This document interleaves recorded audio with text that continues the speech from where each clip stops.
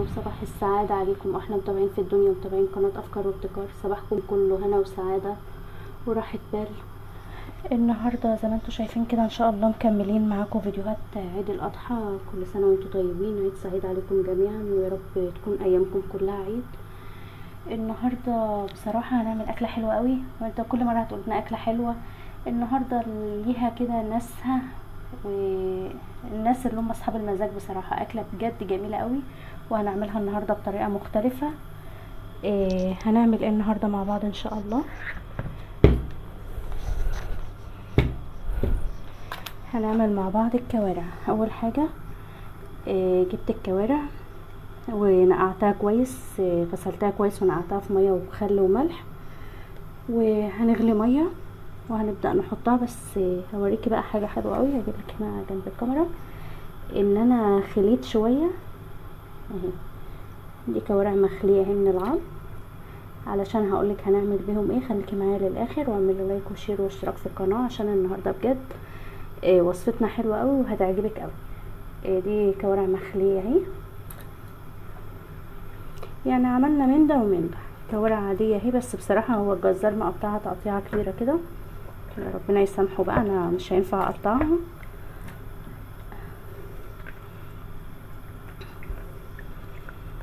زي ما انت شايفة اهو الكوارع دي مخلية.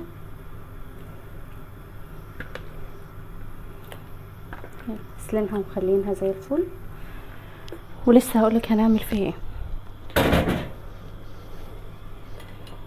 بس في المرحلة ديت وهي بنغليها كده غلوة، هي غلوة غلوتين بالكتير، بنحط فيها كده معلقة كبيرة ملح،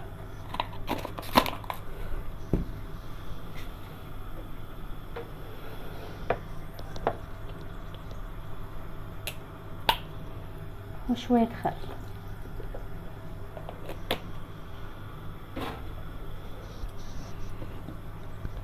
بس كده هنسيبها بقى تغلي غلوة كده وتطلع الريم بقى بتاعها، وبعدين هوريكي بقى هنعمل فيها ايه. ولسه الطاجن اللي جوه ده هنعمل فيه ايه. بصراحة النهاردة اكلة حلوة قوي، يا رب تعجبكم. خليكي معايا للاخر عشان تشوفي ان شاء الله هنعمل كده. زي ما انت شايفة حبيبتي الكوارع بتاعتنا غليت اهي، وطلعت الريم بتاعها. بس كده احنا مش عايزين اكتر من كده. انا بقى هاخدها على الحوض، هغسلها، اجيب الميه بتاعتها واصفيها واغسلها كويس. والحله اللي هناك ديت هكون ولعت عليها فيها ميه، هسيب عليها ميه تتغلي على بال ما نخلص المرحله دي، شطفها وراجع لك تاني.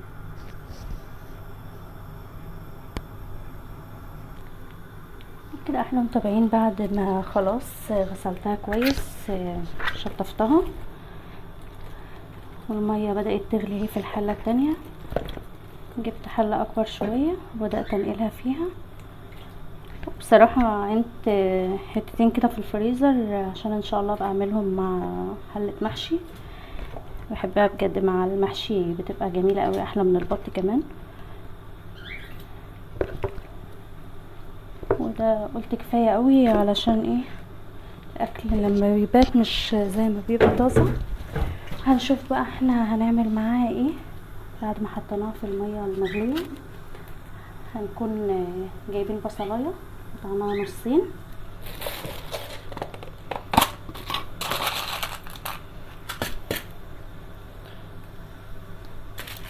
بصي 4-5 مسامير قرنفل، بيديلها ريحه حلوه قوي، بيضيع اي ريحه.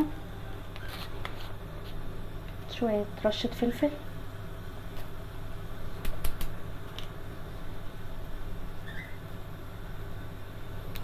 طبعا انا مش هحط الملح الا في الاخر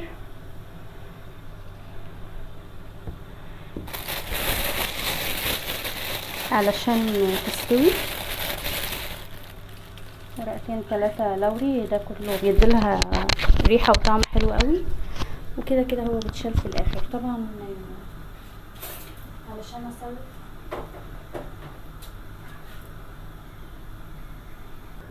علشان اسرع موضوع السوا شويه، لان انتوا عارفين ان الكوارع بتاخد وقت، وخاصه ان دي كوارع شكلها بقري كبيره.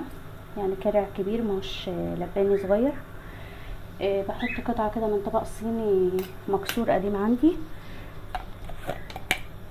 وكمان احط يعني ايه معلقة، نص معلقة سكر كده عشان اسرع السوا شوية كده. تمام الكوارع معايا. لما هتستوي هنحط الملح بتاعها. هكون بقى قلتلك الطاجن ده احنا عملناه في فيديو قبل كده بتاع لحمة الراس، هقولك سريع كده.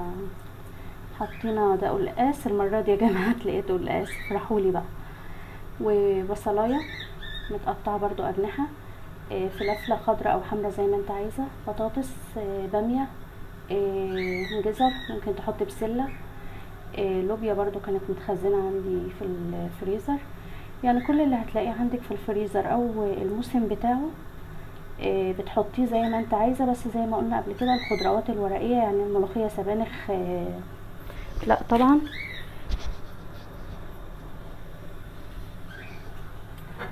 هنبدأ نغطي الحلة دي متوربة كده علشان ما تفرش وتبهدل الدنيا، وهنبدأ نحط البهارات بتاعتنا هنا للطاجن.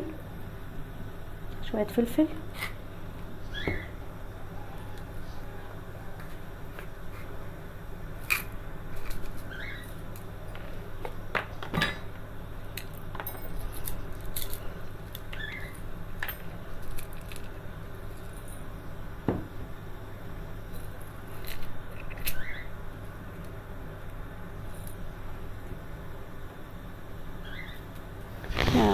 نسينا في الكوارع نحط حبهان ده ومستكة، فصين حبهان وفصين مستكة. وهنا في الطاجن حطينا فلفل، وهنحط معلقة كبيرة ملح،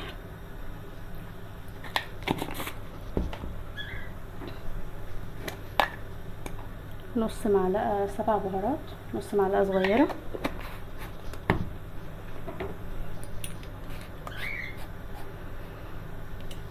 معلقة صغيرة كمون،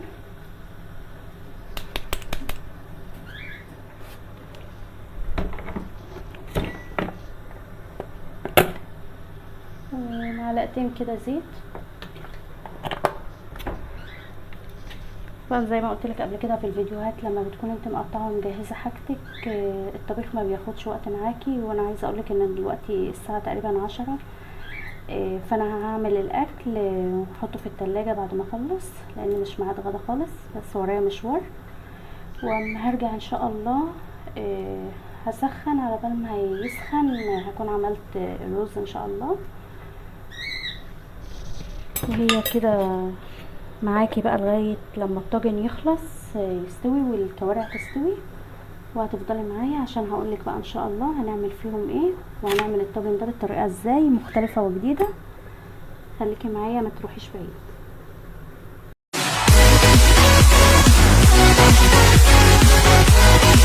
احنا متابعين بالظبط، فات ساعه وربع او ساعه وتلت وكده. بسم الله ما شاء الله الكوارع بتاعتنا استوت، ومش عايزه اقولك على الريحه بجد تحفه. وعايزه اوريكي بقى الصور بتاعها.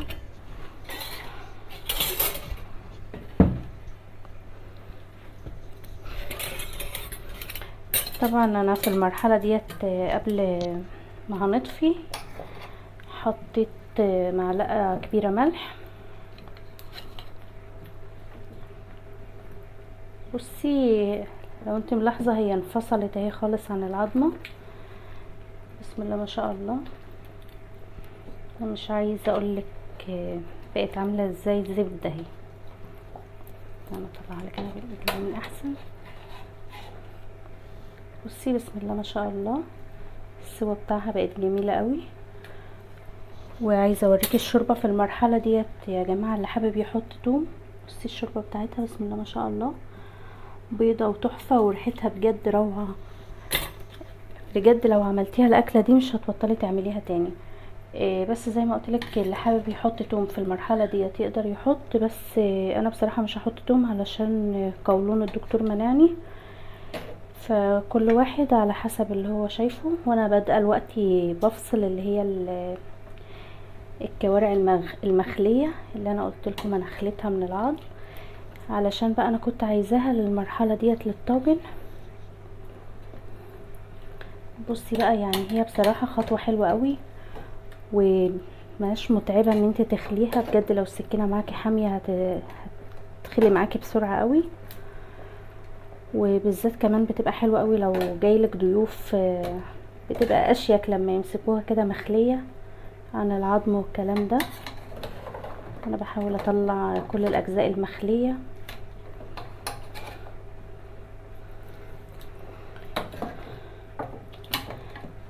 مش عايزه اقولك بقى بجد، احنا هنسيب بقى شويه دول في الشوربه وهنطلع بس اللي هو المخلي. لسه في حاجه مخليه كده. تمام، انا كده هطفي على الشوربه كده تمام زي الفل. وهنبدا نغطس بقى الكوارع بتاعتنا كده. ممكن تحطي كرنيب شوربه وتغليها غلوه، ممكن تغطسيها كده تاخد لون وتبدأي تدخليها على الشواية. بجد مش عايزة اقولك بقى جمال الاكلة ديت، وجربيها مختلفة وجديدة وبجد حلوة قوي. طاجن تقولي بقى عليها طاجن كوارع، تقولي عليها تورلي كوارع، لان هي فيها كل الخضار بتاع التورلي وفي نفس الوقت بنعملها بنفس المواصفات بتاعة الطاجن كده. انا هدخلها على الشواية. طبعا هي مش محتاجة الفرن لان الخضار بتاعنا في الطاجن استوى خلاص. احنا هنحطها على الشواية على حسب الشواية عندك بقى، 10 دقايق، ربع ساعة، 5 دقايق، على حسب النار في الشواية عندك. وانا بصراحة كان باقي عندي حتتين لحمة كده من اكل امبارح، هحطهم معاها وهدخلها على الشواية وهوريكي بعد ما خرجت شكلها عامل ازاي. وبكده احبابي في الله، بعد ما قعدت على الشواية يعني تقريبا 10 دقايق، شوفي بسم الله ما شاء الله، روعة روعة، لوحة فنية بجد. هي دي الحاجات بصراحة اللي بتدي ايحاء كده وفرحة للعيد. بصي بسم الله ما شاء الله على الجمال بتاعها. وكمان زي ما انت شايفة فكرة جديدة من افكارنا، طبعا زي ما احنا معودينك ابتكار من ابتكاراتنا من قناتنا افكار وابتكار. ان ديت تنفعك في العزومات او في المناسبات او للناس الشيك بقى اللي بتاكل بالشوكة والسكينة وكده، مفيش لحوسة مفيش بهدلة ولا حاجة. بسم الله ما شاء الله جميلة قوي وبجد اكلة حلوة قوي. والشوربة معانا زي ما انت شايفة اهي، بسم الله ما شاء الله مستوية جميلة جدا.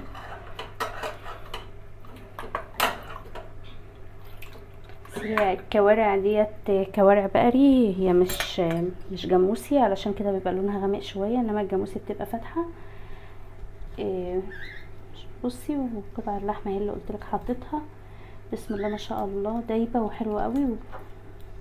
بصي بتتاكل بالشوكة والسكينة، بسم الله ما شاء الله جميلة جدا. ويا رب تعجبك، ويلا اعملي شير لكل اصحابك وكل قرايبك علشان يوصلهم الفكرة الجديدة ديت ويدعولك. واعملي لايك وشير واشتراك في القناة. والسلام عليكم ورحمة الله وبركاته.